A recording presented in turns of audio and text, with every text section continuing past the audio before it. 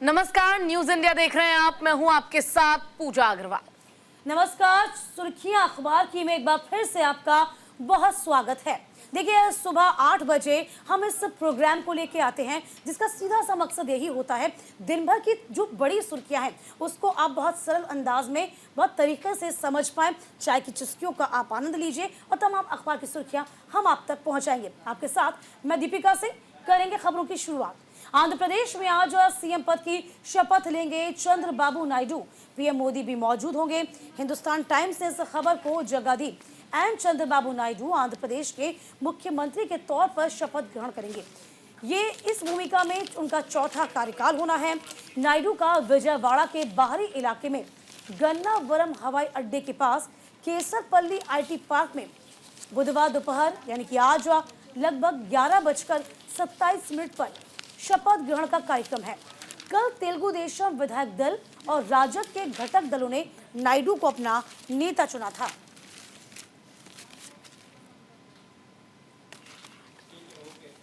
तो फिलहाल देखिए, चंद्रबाबू नायडू एक बार फिर से मंत्री पद की शपथ लेते नजर आएंगे, मुख्यमंत्री बनेंगे और इसकी तमाम तैयारियां कर ली गई हैं। तो बड़ी खबर आपको बता रहे हैं। बिल्कुल, देखिए, एनडीए के सहयोगी दल यानी टीडीपी आंध्र प्रदेश में बड़ी जीत टीडीपी की हुई और ऐसे में चंद्रबाबू नायडू की अगर हम बात करें तो चंद्रबाबू नायडू अब आंध्र प्रदेश के मुख्यमंत्री बनने जा रहे हैं।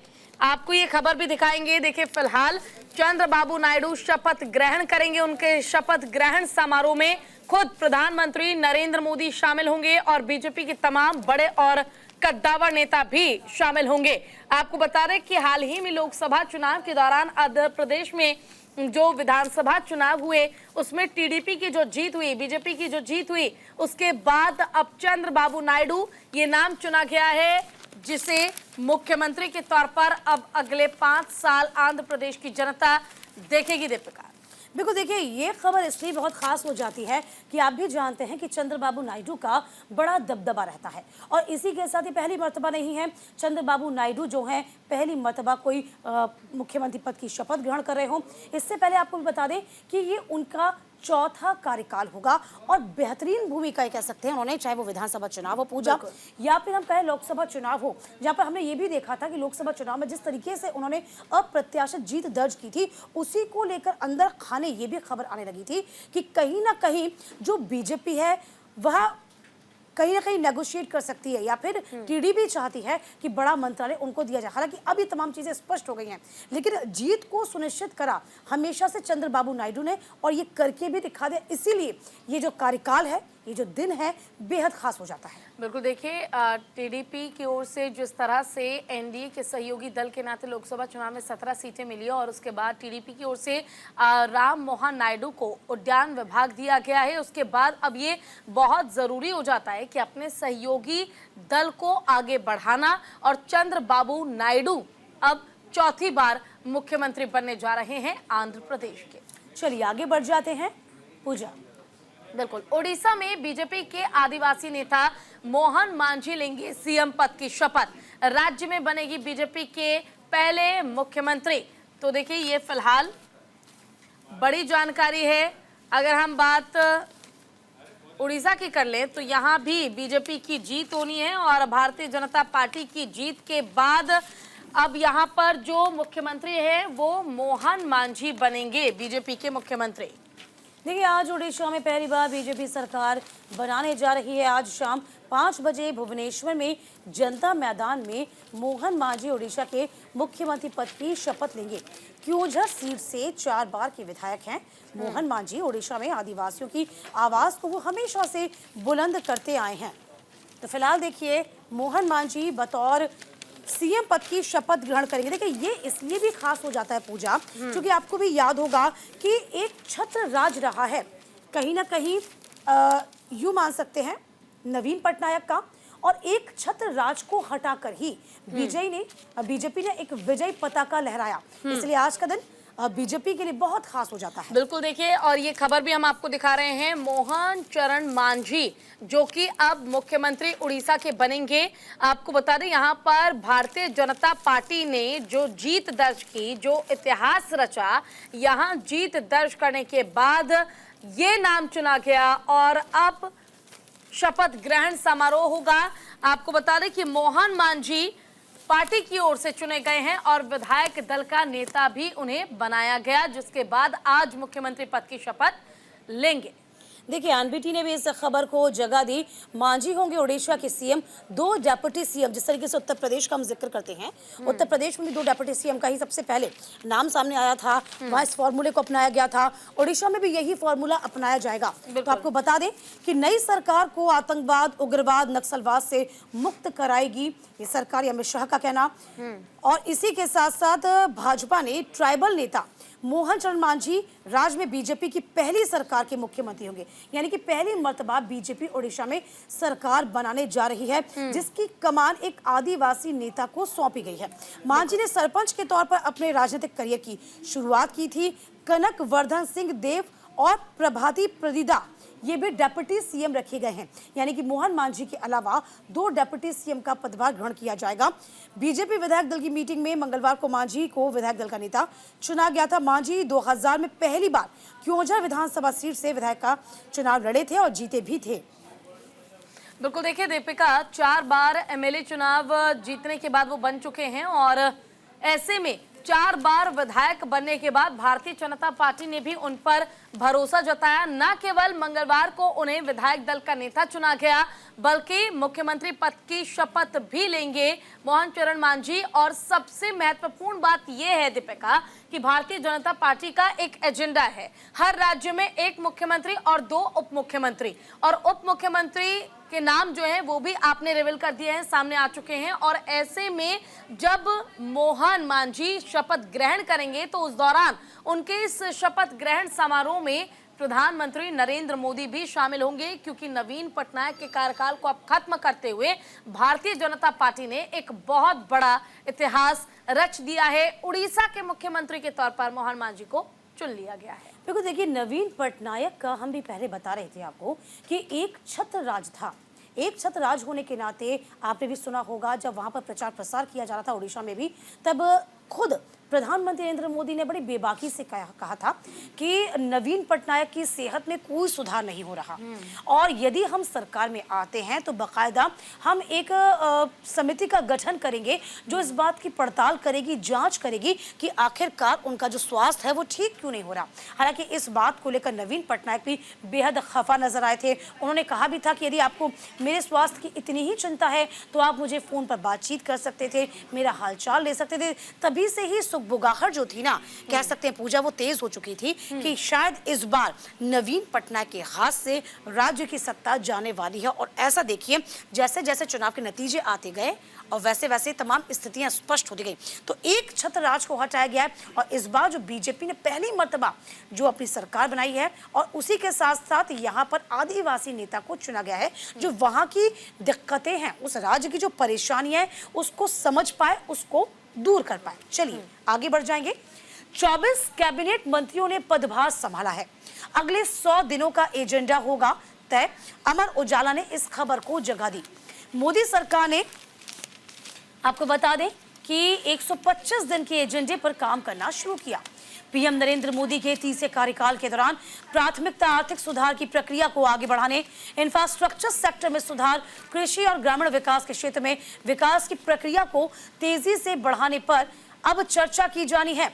मोदी, देखिए, इस खबर को जगह दी गई है, 100 दिन का एजेंडा तय हुआ है और इसी दौरान तमाम केंद्रीय मंत्रियों को अपना प्रेजेंटेशन इतना बेहतर करना है, अपने मंत्रालय का कार्यभार इस तरह संभालना है कि उसके जरिए बीजेपी को जो इस बार नुकसान हुआ है, भारतीय जनता पार्टी के उस नुकसान की भरपाई हो पाए। देखिए, मंत्री अपने राज्य मंत्रियों के साथ पहुंचे मंत्रालय और उन्हें भी दायित्व संभालने की जिम्मेदारी जो है वो दी गई है। और दीपिका, देखिए, कल हमने देखा था कि परसों जब मंत्रिमंडल का विस्तार हुआ और मंत्रालय बांटे गए, विभागों का बंटवारा हुआ, तो कल एक एक नेता और मंत्री अपने कार्यालय पहुंचे। अपना कार्यभार उन्होंने पहले दिन से ही संभाला और सिर्फ केंद्र मंत्री नहीं बल्कि राज्य मंत्री जो हैं उनको भी केंद्र मंत्रियों ने जाकर अपना कार्यालय में जाकर उनकी जिम्मेदारी उन्हें सौंपी, ताकि काम करने में किसी तरह की कोई देरी ना हो और जो विकास की बात बीजेपी करती है उस विकास में भी देरी ना हो। और पहले दिन से ही हमने पीएम मोदी को देखा था, काफी एक्टिव मोड में वो नजर आए थे। जब प्रधानमंत्री के तौर पर उन्होंने शपथ ली थी, सबसे पहले उन्होंने फाइल पे साइन किया था और 17वीं किश्त जो है किसानों की उन्होंने जारी की थी। और ठीक उसी ही रूल पे या कह ले उस रास्ते पर ही चाहते हैं मोदी कि तमाम केंद्रीय मंत्री भी उनके साथ चले। बिल्कुल, देखिए मंत्रालय के बंटवारे के महज 14 घंटे के अंदर ही पूजा तमाम जो केंद्रीय मंत्रियों ने एक के बाद एक अहम सरकारी विभागों का चार्ज लेकर पीएम के द्वारा जो तय था 125 दिन का जो एजेंडा था उस एजेंडे पर काम करना शुरू कर दिया। ये अपने आप में बड़ी बात है, क्योंकि हमने देखा कि लगातार बीजेपी की एक रणनीति होती है, एक स्ट्रेटेजी होती है, उसी के अनुसार बीजेपी काम करती है। ठीक हमारे पीछे वो तमाम तस्वीरें भी आप देख पा रहे होंगे कि जैसे ही पदभार ग्रहण किया था उसके बाद से दूसरे दिन से ही सभी अलर्ट मोड पर आ गए थे।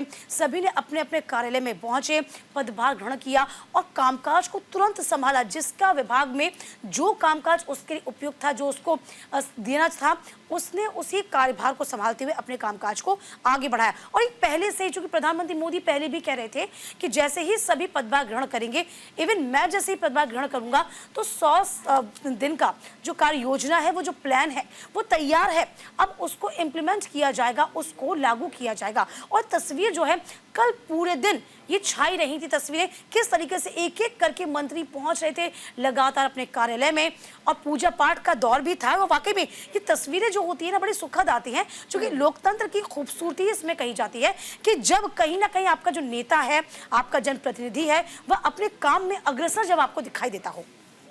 बिल्कुल, देखिए, और क्योंकि अब मंत्रियों ने अपना कार्यभार संभाल लिया है और 100 दिन का एजेंडा रखा गया है। 100 दिन के एजेंडे के जरिए आपको ये समझना होगा कि इन 100 दिन नॉन स्टॉप कार्य जो है, ये काम जो है, वो भारतीय जनता पार्टी के तमाम नेताओं और कार्यकर्ताओं की ओर से किया जाएगा और 100 दिन के तहत बेहतर कार्य करते हुए जो अधूरे काम रह गए हैं उन्हें पूरा करने की कोशिश भी की जाएगी। दीपिका, चलिए आगे बढ़ जाते हैं पूजा। चलिए, पदभार संभालते ही विदेश मंत्री एस जयशंकर का बयान सामने आया। कहा, पड़ोसी देशों से संबंध सुधारना ही हमारी प्राथमिकता है। तो आपको बता दें कि फिलहाल ये जो जानकारी है वो सामने आई है और साफ तौर पर एस जयशंकर, जिन्होंने विदेश मंत्रालय का जिम्मा संभाला है, उनकी ओर से कहा गया कि पड़ोसी देश पाकिस्तान और चीन के साथ रिश्तों पर बेहतर तरीके से काम करेंगे। और उन्होंने कहा, जहां तक पाकिस्तान और चीन का सवाल है, उन देशों के साथ संबंध अलग अलग हैं और वहां की समस्याएं भी अलग अलग हैं, इन्हें सुधारने की कोशिश होगी। देखिए, दैनिक जागरण ने इस खबर को जगह दी है और देखिए तस्वीर भी सामने आ रही है। अपने कार्यालय जब एस जयशंकर पहुंचे तो कुर्सी पुरानी है, ये हम कह सकते हैं, लेकिन जिम्मेदारी नहीं है। और इसी को लेकर तमाम बड़ी बातें कल ही आपको बता दें कि एस जयशंकर ने कहा, पाकिस्तान के संदर्भ में बड़ी बातें की गई। अच्छी पड़ोसी के लिए सीमा पार आतंकवाद अच्छी नीति नहीं है। चीन के साथ सीमा को लेकर उपजी समस्याओं का समाधान निकालने की कोशिश की जाएगी। तो बतौर विदेश मंत्री अपने दूसरे कार्यकाल की शुरुआत करते हुए एस जयशंकर ने कहा कि भारत के लिए पड़ोसी देशों के साथ रिश्तों को मजबूत बनाना अहम प्राथमिकता देनी होगी। इस संदर्भ में दो पड़ोसी देशों, चाहे वो बात चीन की कर ली जाए, चाहे बात पाकिस्तान की कर ली जाए, उनको भी यहाँ पर रिश्तों को सुधारने के लिए बड़ी बात की गई है। और इसी के आधार उन्होंने कहा कि देखिए, हमारा जो फोकस होगा वो फोकस होगा चीन के साथ सीमा विवाद पर, जितने बाकी मुद्दे हैं उस पर समाधान निकालने की कोशिश की जाएगी।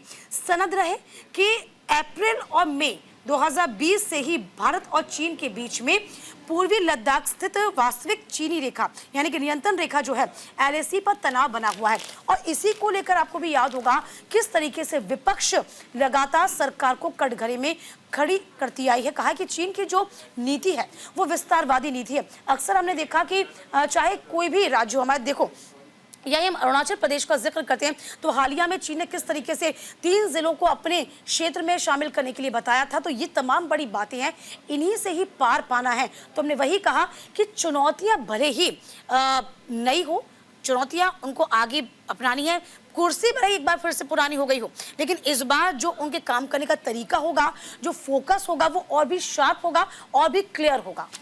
बिल्कुल, देखिए, और सबसे बड़ी बात यह है कि मोदी कैबिनेट में एस जयशंकर ने एक बार फिर से विदेश मंत्रालय का जिम्मा संभाला है और ये जिम्मेदारी संभालते हुए जब कल वो अपने कार्यालय पहुंचे तो ये बयान उनकी ओर से दिया गया। पाकिस्तान और चीन के साथ जो संबंध है उसको लेकर उन्होंने कहा कि चीन और पाकिस्तान दोनों ही देशों की अपनी अपनी समस्या और अपनी अपनी परिस्थिति है और इन परिस्थितियों से किस तरह से लड़ना है और किस तरह से दोनों देशों के साथ संबंध बेहतर करने हैं, इस पर हम आगे काम करेंगे। वक्त यहाँ पर छोटे से ब्रेक का है, आप कहीं मत जाइएगा, जल्द लौटेंगे।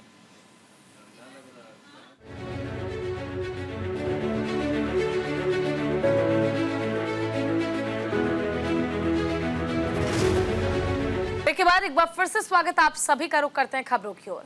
कृषि मंत्री के रूप में शिवराज सिंह चौहान ने पदभार संभाला है। कहा, किसानों की आय दोगुनी करने के लिए मैं मेहनत करूंगा। और साथ ही शिवराज सिंह चौहान ने जब अपना कार्यभार संभाला तो उसके साथ ही किसानों के कल्याण और विकास का संकल्प लिया।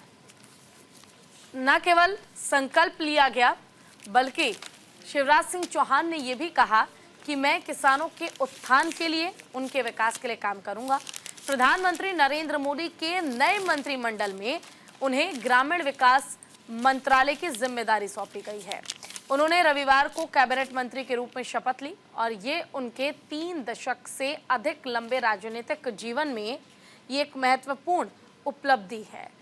देखिए, इस खबर को जगह दी गई है द हिंदू ने और शपथ ग्रहण करने के बाद में जब अपना कार्यभार उन्होंने संभाला तो उस वक्त की तस्वीर है।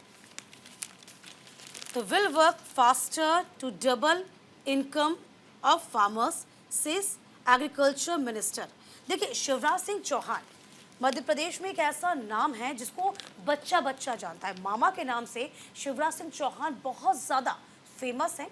किस तरीके से 3 मरतबा वह मध्य प्रदेश के मुख्यमंत्री चुने गए थे और अब देखिए एक बार फिर से उन्होंने साबित करके दिखा दिया कि मध्य प्रदेश में उनका दबदबा है। कहा यह भी जा रहा था, पूजा, आपको याद होगा कि शिवराज सिंह चौहान के बारे में कि संगठन में उनको जगह दी जा सकती है, उनको संगठन में पद मिल सकता है, लेकिन शिवराज सिंह चौहान का तरीका, काम करने का जेस्चर और इस तरीके से उन पर भरोसा जताते हुए उनको एक अहम पद की जिम्मेदारी सौंपी गई है। यदि आप शिवराज सिंह चौहान को जानते होंगे तो बहुत ही वो ग्राउंडेड है और इसी के साथ ही वो जो आम जनता है ना, उसके साथ सीधे कनेक्ट करने की कोशिश शिवराज सिंह चौहान करते हैं और यही उनकी सिंपलिसिटी भी है और इसीलिए जनता जो है उनको मानती है। यही एक बड़ी वजह भी है कि उनको एग्रीकल्चर विभाग का जिम्मा सौंपा गया है, क्योंकि अभी आपने देखा होगा हाल ही में किस तरीके से किसानों का जो आंदोलन था वो लगातार जोर पकड़ रहा था। उन तमाम आंदोलन पर भी कहीं ना कहीं नकेल कसना है सरकार को, इसीलिए शिवराज सिंह चौहान को बतौर एग्रीकल्चर मिनिस्टर चुना गया। बिल्कुल, देखिए दीपिका, जैसे ही कार्यभार संभाला शिवराज सिंह चौहान ने, उन्होंने कहा कि एमएसपी गारंटी को लेकर मैं विचार करूंगा और जल्द से जल्द इसके लिए कोई समाधान हो सके उस पर भी मैं हर संभव प्रयास करूंगा।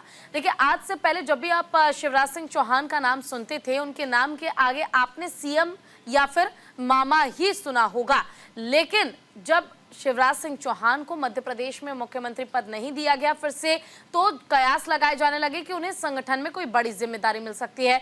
लेकिन संगठन में भी जब जिम्मेदारी नहीं मिली तो वहां पर बीजेपी के ऊपर प्रेशर जो है वो ज्यादा हो गया। कहीं ना कहीं शिवराज सिंह चौहान की जो लोकप्रियता मध्य प्रदेश में है और मध्य प्रदेश की 29 सीटें बीजेपी ने जीती है, ऐसे में यहाँ पर शिवराज सिंह चौहान को एक बड़ा दायित्व, एक बड़ी जिम्मेदारी देना बीजेपी के लिए काफी महत्वपूर्ण था। ऐसे में कृषि मंत्रालय यानी कि एग्रीकल्चर मिनिस्टर के तौर पर शिवराज सिंह चौहान का नाम सामने आया। और दीपिका, आप ये समझिए कि जिस तरह से वित्त विभाग हो या फिर गृह मंत्री के तौर पर हम बात कर ले या फिर बात कर ले विदेश मंत्रालय के तौर पर, तो ऐसे में कृषि विभाग भी अपने आप में एक महत्वपूर्ण मंत्रालय है। और जानकारी ये थी कि नीतीश कुमार की ओर से इसकी मांग की जा रही है, डिमांड की जा रही है, लेकिन शिवराज सिंह चौहान को कृषि मंत्रालय सौंपकर बीजेपी ने स्पष्ट कर दिया कि शिवराज सिंह चौहान बीजेपी से अलग नहीं है, दूर वो बिल्कुल नहीं है। देखिए 2014 का जिक्र कर लें, 2019 का जिक्र कर लें या फिर 2024 का जिक्र कर लें, 10 अहम मंत्रालय जो बीजेपी ने अपने पास रखे, पहले भी उनके पास में थे, अभी भी उनके पास में। हालांकि बीजेपी ने अपने बूते कोई बहुमत हासिल नहीं किया, बावजूद इसके बीजेपी अभी भी हम कह सकते हैं इन तमाम पावरफुल मंत्रालयों को लेकर पावर में अभी भी नजर आती है। चलिए आगे बढ़ जाते हैं। नीट परीक्षा में बवाल को लेकर सुप्रीम कोर्ट की कड़ी टिप्पणी आई। कहा एनटीए और केंद्र को इस बाबत जवाब देना होगा। दैनिक भास्कर ने इस खबर को जगह दी। नीट यूजी परीक्षा में अनियमितताओं का आरोप लगाते हुए परीक्षा रद्द कर नए सिरे से एग्जाम कराने की मांग सुप्रीम कोर्ट से की गई थी। कोर्ट ने याचिका पर नोटिस जारी भी कर दिया। एनटीए से जवाब मांगा गया, लेकिन काउंसलिंग पर रोक लगाने से इनकार कर दिया गया। कोर्ट की टिप्पणी परीक्षा की शुचिता प्रभावित हुई है, इसका जवाब देना होगा। बिल्कुल देखिए, नीट एग्जाम को लेकर जो बवाल मचा हुआ है उसको लेकर सबसे बड़ा सवाल ये कि नीट एग्जाम रद्द करने की मांग की जा रही है और इसे वापस से करवाने की मांग की जा रही है। लेकिन फिलहाल एग्जाम वापस यानी कि दोबारा करवाने पर किसी तरह से कोई विचार नहीं हुआ है। नीट की पवित्रता प्रभावित हुई है, जवाब दे सुप्रीम कोर्ट की ओर से ये कहा गया। देखिए, पेपर लीक मामला जो है वो केवल नीट एग्जाम ही नहीं बल्कि तमाम कॉम्पिटिटिव एग्जाम ऐसे हैं जिसमें अब पेपर लीक होना एक आम बात हो गई है। ऐसे में लखनऊ के एक परीक्षार्थी की ओर से सुप्रीम कोर्ट में अर्जी डाली गई, जिसमें मांग ये की गई कि इस बार जो नीट एग्जाम हुआ है, आखिर 6 टॉपर एक ही सेंटर से कैसे हो सकते हैं। इस तरह के बहुत सी कमियां यानी लूप होल पाए गए, जिसके बाद डिमांड ये की गई कि जो एनटीए एग्जाम इस बार हुए हैं, माफ कीजिएगा नीट एग्जाम, इसे कैंसिल किया जाए और एक बार फिर से नीट एग्जाम कराया जाए और एक बार फिर से ये एग्जाम होना बहुत जरूरी है परीक्षार्थियों के भविष्य के लिए। हालांकि देखिए ये मसला जो है वो लगातार तूल तभी से पकड़ने लगा था जब कहीं ना कहीं इस मुद्दे को लेकर विपक्ष लगातार हावी होता नजर आया। विपक्ष ने राहुल गांधी ने भी तमाम आरोप, बड़े बड़े आरोप लगाए थे। कहा था इसके लिए बाकायदा एक समिति का गठन किया जाना चाहिए जो इस पूरे मामले की गंभीरता से जांच पड़ताल कर सके। लेकिन अब सुप्रीम कोर्ट की इस टिप्पणी ने कई सवालों को खड़ा कर दिया है। सुप्रीम कोर्ट ने साफ कहा एनटीए और केंद्र को इस बाबत जवाब देना होगा, क्योंकि ये शुचिता पर सवाल खड़ा करा है। हालांकि आपने देखा होगा किस तरीके से तमाम जो छात्र छात्राएं हैं उन्होंने पूरी परीक्षा को रद्द करने की मांग की। यहाँ पर सुप्रीम कोर्ट ने ये कहा कि पूरी परीक्षा तो रद्द नहीं होगी, काउंसलिंग आप नहीं रोक पाएंगे, ना हम रोकेंगे। हाँ, इस पर जो कह सकते हैं कि आप जो डिमांड आपकी है, सुनवाई जो आपकी है वो चलती रहेगी, लेकिन जो जीत गए हैं या फिर जो यूँ कह सकते हैं कि इस एग्जाम में पास हो गए हैं, उनकी काउंसलिंग को किसी भी सूरत हाल में नहीं रोका जाएगा। बिल्कुल, ये साफ कह दिया गया। बिल्कुल देखिए, और 5 बड़ी मांगे की गई हैं, जल्दी से मैं आपको वो भी बता देती हूँ। पेपर लीक हुआ, कई राज्यों में कार्रवाई आखिर क्यों नहीं की गई। एक ही सेंटर पर 6 परीक्षार्थियों को 720 अंक, आखिर ये कैसे संभव है। और 720 में से भी आप सोचिए 718 और 719 अंक आखिर कैसे दे दिए गए। वहीं ऑफलाइन परीक्षा में देरी कैसे नापी गई, यह भी एक बड़ा सवाल था और मांग थी। वहीं 1563 छात्रों को ग्रेस मार्क्स दिए गए, आखिर ये तय कैसे हुआ, इसकी भी जांच होनी चाहिए और ये सवाल उठाए गए। बहरहाल बढ़ते हैं आगे। रायबरेली में कांग्रेस नेता राहुल गांधी का बयान सामने आया। कहा प्रियंका गांधी वाराणसी में नरेंद्र मोदी को हरा सकती थी और वाकई कल ये बयान काफी ट्रेंड कर रहा था, जिसमें राहुल गांधी ने ये कहा कि अगर मेरी बहन प्रियंका गांधी चुनाव लड़ती वाराणसी से तो ये तय है कि वाराणसी से भी चुनाव हार जाते प्रधानमंत्री नरेंद्र मोदी। और अपने आप में ये बयान काफी खास, काफी महत्वपूर्ण सिर्फ इसीलिए माना जा रहा है क्योंकि अचानक से इस तरह का बयान दे देना। और देखिए वाराणसी में जो इस बार परिणाम रहे, 1.5 लाख वोटों के अंतर से नरेंद्र मोदी को जीत मिली थी, इसी को लेकर सवाल खड़े किए गए और राहुल गांधी ने कहा कि अगर प्रियंका गांधी यहाँ से चुनाव लड़ती तो गारंटी है कि पीएम मोदी यहाँ से भी हार जाते।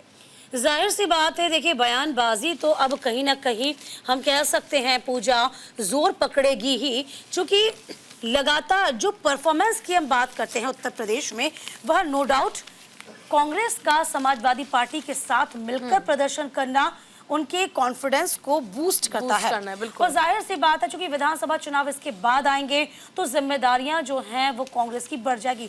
आप इसको ऐसे भी समझिए, उत्तर प्रदेश के सिनेरियो में यदि हम कांग्रेस का जिक्र करते हैं तो लंबे अरसे से लगभग 30 साल हो चुके हैं कांग्रेस को अपनी सियासी जमीन उत्तर प्रदेश में तलाशने की। इस बार 17 सीटों पर कांग्रेस मैदान में समाजवादी पार्टी के साथ उतरी थी। समाजवादी पार्टी का देखा जाए ऑल ओवर प्रदर्शन बेहद शानदार रहा था। इसीलिए अब तमाम जो बड़ी बड़ी बातें हैं, बड़े बड़े स्वर हैं जो साफ तौर पर नजर आएंगे। और यही बात राहुल गांधी ने कही कि यदि उनकी बहन प्रियंका गांधी वाराणसी से चुनाव लड़ती तो वो यकीनन चुनाव को जीत जाती। तो जाहिर सी बात है कि अभी बीजेपी बहुत कुछ कह नहीं पाएगी, क्योंकि कहने के लिए कुछ है नहीं उनके पास में। बिल्कुल। और देखिए दीपिका, आपको ये बता दें कि जिस तरीके से रायबरेली में पहुंचा था गांधी परिवार आभार व्यक्त करने के लिए, क्योंकि रायबरेली कांग्रेस की परंपरागत सीट है। बीजेपी इस बार दावा कर रही थी कि रायबरेली सीट भी हम जीत जाएंगे, लेकिन ऐसा नहीं हुआ। सोनिया गांधी जब वहां पर पहुंची तो सबका दिल उन्होंने जीत लिया और जीत का परिणाम राहुल गांधी को जीत में मिला। ऐसे में जब वो पहुंचे रायबरेली तो राहुल गांधी ने साफ तौर पर कहा कि अगर प्रियंका गांधी वाराणसी से चुनाव लड़ लेती तो नरेंद्र मोदी वाराणसी से भी चुनाव हार जाते, लेकिन यहाँ से चुनाव ना लड़ना ये मोदी के लिए जीत का एक परिणाम बना है। अमेठी की सीट को बचा लिया गया और रायबरेली की सीट को अपने हाथ से नहीं जाने दिया। ये कहीं ना कहीं कांग्रेस के लिए एक अच्छी खबर है। और ये कह सकते हैं कि अब विधानसभा चुनाव नजदीक आएंगे तो कॉन्फिडेंस लेवल जो होता है वो कार्यकर्ताओं का बड़ा होना चाहिए। फिलहाल कांग्रेस में जो कार्यकर्ता है, कांग्रेस के कार्यकर्ता, उनका मनोबल इस चुनाव के जरिए जरूर बढ़ा है। चलिए आगे बढ़ जाते हैं। पेयजल संकट पर नहीं थम रही रार, आपने एलजी को इस बाबत जिम्मेदार ठहरा दिया। नवभारत टाइम्स से इस खबर को जगह दी है। दिल्ली में पानी को लेकर लगातार सियासत जारी है। उसी को लेकर आम आदमी पार्टी और बीजेपी के बीच जुबानी जंग तेज हो गई। विरोध प्रदर्शन भी खूब हो रहे हैं। एक तरफ आपकी दिल्ली सरकार इस जल संकट की जिम्मेदार हरियाणा की बीजेपी सरकार को बता रही है। तो फिलहाल देखिए, पेयजल संकट जो है वो लगातार गहराया हुआ है। समस्या ये है कि बात जो है जस की तस है और इसी को लेकर गेंद जो है वो एक दूसरे में उनके पाले में डाली जा रही है। बिल्कुल। देखिए, और पेयजल संकट पर जो परेशानी है ये थमने का नाम नहीं ले रही है। और आतिशी जो कि जल मंत्री भी हैं, उनकी ओर से साफ तौर पर केंद्र सरकार पर निशाना साधा गया। देखिए, सुप्रीम कोर्ट ने फैसला सुनाया था कि हिमाचल प्रदेश को 137 क्यूसेक पानी जो है वो छोड़ना होगा और उस पानी को दिल्ली तक पहुंचाने में हरियाणा उसकी मदद करेगा, लेकिन ऐसा नहीं हुआ। इसलिए मजबूरन हरियाणा भवन का घेराव करने के लिए आम आदमी पार्टी के नेता और कार्यकर्ता पहुंचे थे, लेकिन उसका भी कोई आखिरकार परिणाम नहीं निकला और लोगों को अब भी सुप्रीम कोर्ट के संज्ञान लेने के बावजूद अब भी जल संकट जैसी परेशानी से दो चार होना पड़ रहा है। और जानकारी तो ये भी है कि अब दिल्ली में कई ऐसी जगह हैं जहां पर बिजली संकट भी गहराता नजर आ रहा है। अच्छा, इस बीच आप जरा ये भी जान लीजिए कि किस तरीके से जल मंत्री आतिशी जब एलजी से मिली थी तो उनके बीच की वार्ता क्या हुई। देखिए, हरियाणा से मिल रहा है पर्याप्त पानी और मदद को तैयार भी है, ये वीके सक्सेना ने कहा। मंगलवार को हरियाणा के मुख्यमंत्री नायब सैनी से बातचीत का मानवता के आधार पर अतिरिक्त पानी देने की मांग की गई है। वो दिल्ली के आवंटित हिस्से के अनुसार पर्याप्त मात्रा में पानी दे रहे हैं। हरियाणा ये पहले भी कह रहा था कि हम आपके हिस्से का पानी आपको मयस्सर करा रहे हैं, लेकिन आप अतिरिक्त पानी की डिमांड कर रहे हैं। हमारे यहाँ बुवाई का वक्त शुरू हो रहा है। सुप्रीम कोर्ट यही कह रहा है कि आप अपनी समस्याओं को आपस में बातचीत करके दूर कर लीजिए। 137 क्यूसेक पानी की जरूरत बताई गई कि एक महीने अतिरिक्त पानी आप हमें दे दीजिए। हिमाचल से भी इसी बात का जिक्र किया गया, हरियाणा भी यही कह रहा। तो हरियाणा से जब बात की गई तो हरियाणा में अभी देखिए रजामंदी फिलहाल पूजा कह सकते हैं होती हुई नजर आ रही है, लेकिन हरियाणा ये कह रहा है रखरखाव का जो अभाव है ना, उस रखरखाव को तो पहले ठीक करिए, क्योंकि आपकी पाइपलाइन ठीक नहीं है, उससे पानी की बर्बादी अत्यधिक हो रही है, उस पर आप पहले ध्यान दीजिए। बिल्कुल दीपिका, और न केवल अब लूप होल्स को ठीक करने की जरूरत है, बल्कि दिल्ली में इस कड़ी गर्मी के बीच लोगों को जो जल संकट हो रहा है उससे निपटने के लिए भी सरकार को जल्द से जल्द संज्ञान लेना पड़ेगा। बहरहाल रुक करते हैं अगली खबर का और आगे बढ़ते हुए आपको बता दें, आरएसएस संघ संचालक मोहन भागवत के कड़े शब्दों के बाद बीजेपी सतर्क हो गई है। लोकसभा चुनाव में प्रदर्शन पर होगी समीक्षा। तो फिलहाल जो लोकसभा चुनाव में प्रदर्शन रहा भारतीय जनता पार्टी का, जो इस बार 240 सीटें बीजेपी जीत पाई है, उन 240 सीटों को लेकर अब मोहन भागवत का कड़ा रुख नजर आ रहा है।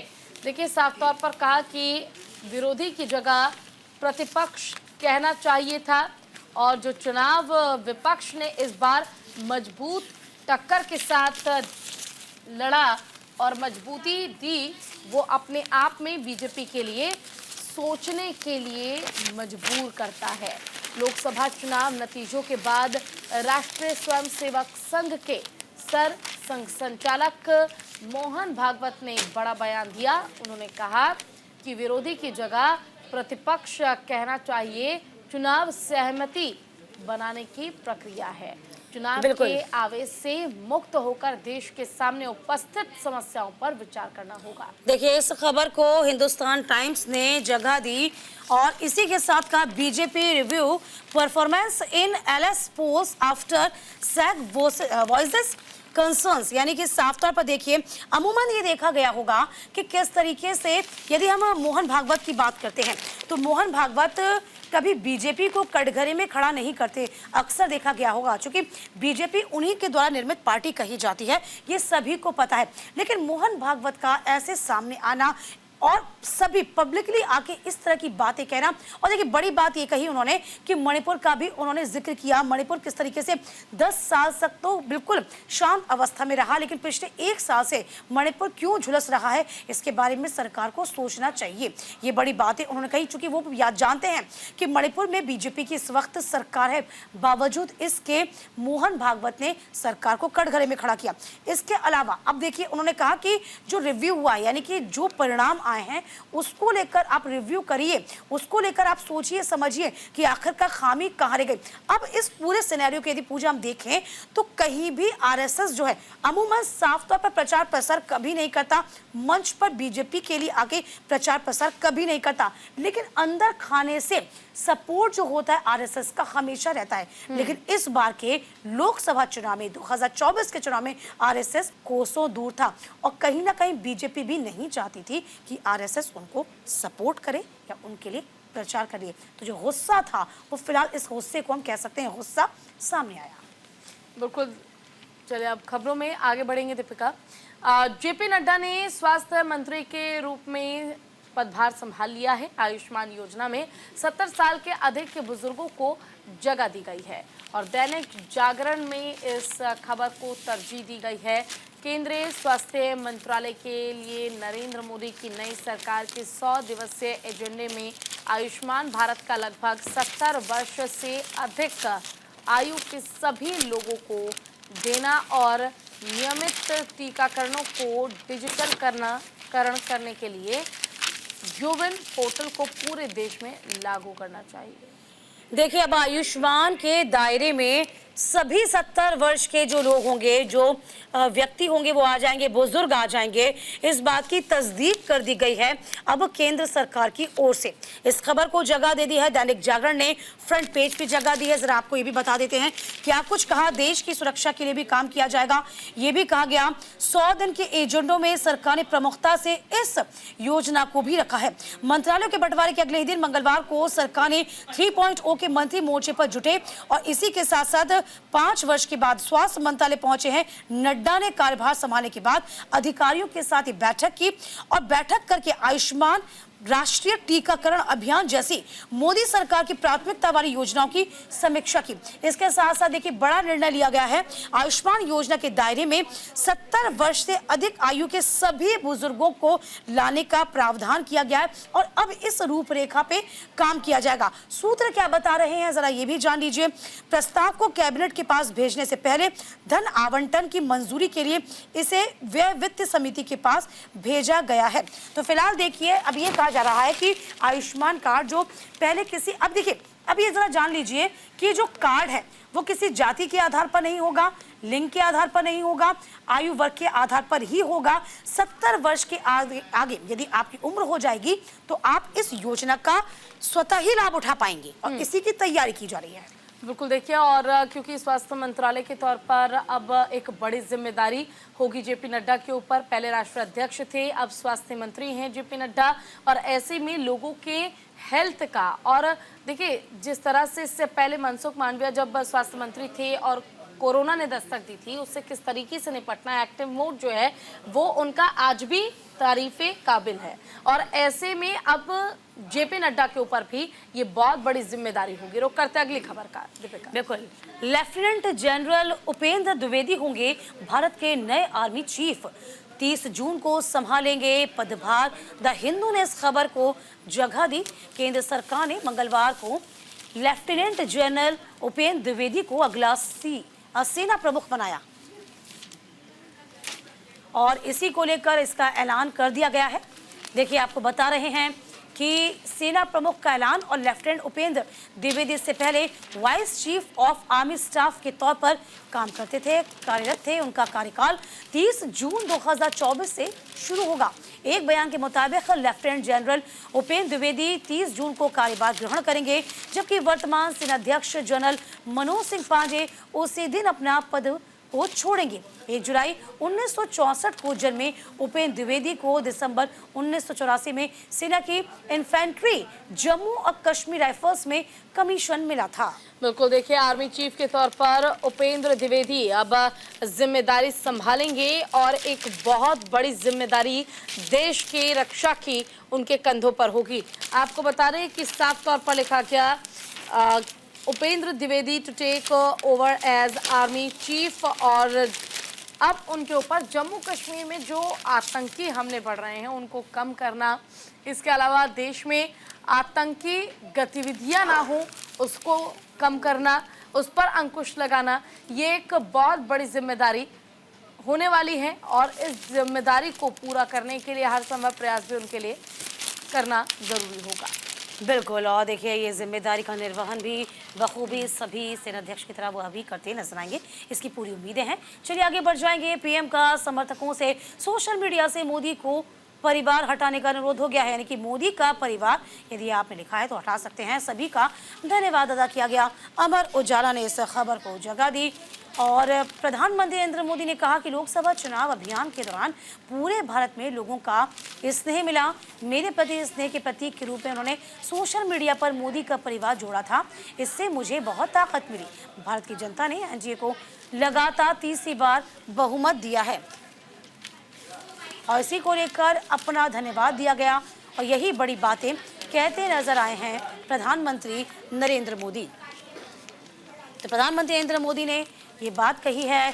पीएम का समर्थकों से सोशल मीडिया से मोदी परिवार हटाने का अनुरोध किया गया कि आपका जो स्नेह है, उसका जो प्यार है वो लगातार बीजेपी को मिलता रहा है और स्पेशली प्रधानमंत्री नरेंद्र मोदी को मिला है। बिल्कुल देखिए, और इस खबर को तरजीह भी दी गई है अमर उजाला में। पीएम का समर्थकों से सोशल मीडिया से मोदी का परिवार हटाने का अनुरोध, यानी कि आपको याद होगा जब ये बयान दिया गया था नरेंद्र मोदी को लेकर कि उनका कोई परिवार नहीं, उनके परिवार में आखिर है कौन, तब बीजेपी के नेता, कार्यकर्ता या आम जनता ही क्यों ना हो, सबने अपने सोशल मीडिया अकाउंट के आगे लगाया था मैं मोदी का परिवार, और इसको लेकर ही अपील की गई है नरेंद्र मोदी की ओर से कि मोदी का परिवार शब्द को अब आप हटा दीजिए। खबरों में बढ़ेंगे आगे। संयुक्त राष्ट्र सुरक्षा परिषद ने गाजा पर युद्ध समाप्त करने का प्रस्ताव पारित किया। दोनों देशों से शांति स्थापित करने की मांग की गई है और कहा गया कि इस पर विचार किया जाए। तो देखिए गाजा में युद्ध विराम के लिए अमेरिका की 3 चरणों वाली योजना को संयुक्त राष्ट्र सुरक्षा परिषद ने 40-0 से स्वीकार कर लिया है। और ये बड़ी बात है पूजा, चूंकि हमने देखा किस तरीके से मासूम लोगों की मौत इस युद्ध में हुई है, तो प्रस्ताव को लेकर जो वोटिंग हुई थी उसमें भी रूस ने हिस्सा नहीं लिया। ये समझिए, अमेरिका ने प्रस्ताव पर मतदान के बाद कहा कि अगर हमास इसे स्वीकार करता है तो लड़ाई आज ही रुक सकती है। तो देखिए, इनिशिएटिव जो है वो लिया गया है। अब देखना ये होगा, इजराइल जो हमास का युद्ध है वो युद्ध अब थमना चाहिए, क्योंकि मासूम बच्चों की मौत देखी है और महिलाओं की मौत किस बड़े पैमाने पे हुई है, और वो तस्वीरें सामने ना आए, इसी की ये पहल की गई है। चलिए आगे बढ़ जाते हैं। अमेरिका के खिलाफ भी अपनों से टकराएगा भारत, जीतने पर मिलेगा सुपर 8 का टिकट। और देखिए, T20 विश्व कप 2024 में भारत और अमेरिका ने अब तक 2-2 मैच खेले हैं और सभी में जीत दर्ज की है। तो भारतीय टीम ने अपने पहले मैच में आयरलैंड को 8 विकेट से रौंदा था। रोहित शर्मा एंड कंपनी ने अपने दूसरे मैच में पाकिस्तान को 6 रन से मात दी थी। दूसरी ओर अमेरिका ने अपने पहले मुकाबले में कनाडा को 7 विकेट से रौंदा था। इसके बाद पाकिस्तान को रौंदा था। हालांकि जिस तरीके से टीम इंडिया जीती थी, शानदार जीत थी, कम स्कोर का वो मैच था, पाकिस्तान थी तो जीत भी गए, लेकिन अपने परफॉर्मेंस में सुधार करना तो टीम को जरूर बनता है, क्योंकि ये वर्ल्ड कप है। बिल्कुल। और देखिए, सुबह के अखबार और खबरों की भरमार में फिलहाल जिस तरह से हर एक खबर पर विस्तार से हमने चर्चा की, फिलहाल के लिए इस बुलेटिन में बस इतना ही। लेकिन आप कहीं मत जाइए, क्योंकि दिन भर खबरों का सिलसिला जारी रहेगा। नमस्कार।